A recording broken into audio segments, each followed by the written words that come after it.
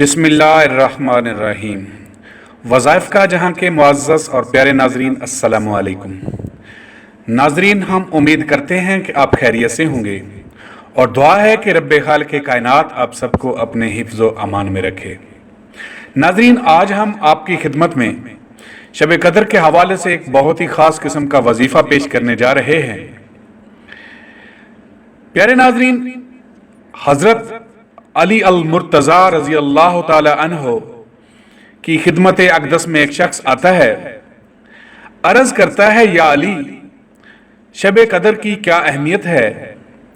جیسے ہی یہ پوچھتا ہے تو امام علی علیہ السلام نے فرمایا، اے بندہ خدا، میں نے اللہ کے رسول صلی اللہ علیہ وآلہ وسلم آقا امام الانبیاء سے سنا کہ اللہ نے میری امت کے لیے چند راتیں ایسی رکھی ہیں جب وہ ایک سجدہ کریں گے تو اللہ انہیں ہزاروں سجدوں کا ثواب عطا فرمائے گا، تاکہ روز محشر اللہ پاک جل شانہ کے محبوب کی امت کی عبادت کا پلڑا تمام جہانوں کی امت سے بھری ہو۔ ان راتوں میں سب سے عظیم رات شب قدر کی ہے۔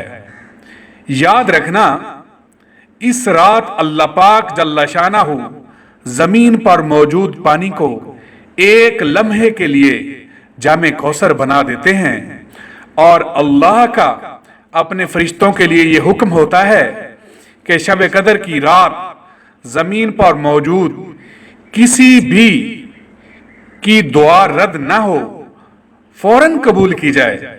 تو وہ شخص عرض کرنے لگا، یا علی، میں نے زندگی میں بہت سارے گناہ کیے ہیں، نہ اللہ کی عبادت کی نہ نیک اعمال کیے ہیں، کوئی ایسا عمل نہیں ہے جو مجھے نیکوں میں شمار کرے۔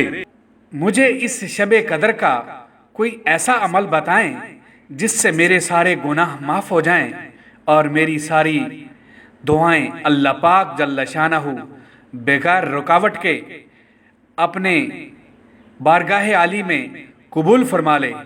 امام علی علیہ السلام نے فرمایا، اے شخص، تم شب قدر کی رات کو عشاء اور فجر کے درمیان 207 مرتبہ سورہ قدر پڑھو اور پھر اللہ پاک جل شانہ سے اپنے گناہوں کی معافی مانگو اور اپنی ہر دعا پوری ہونے کے لیے اللہ پاک جل شانہ کے لیے خزانوں سے دعا مانگو۔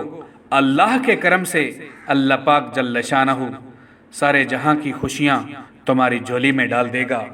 پیارے ناظرین، یہ تھا شب قدر کا ایک بہت ہی خاص وظیفہ۔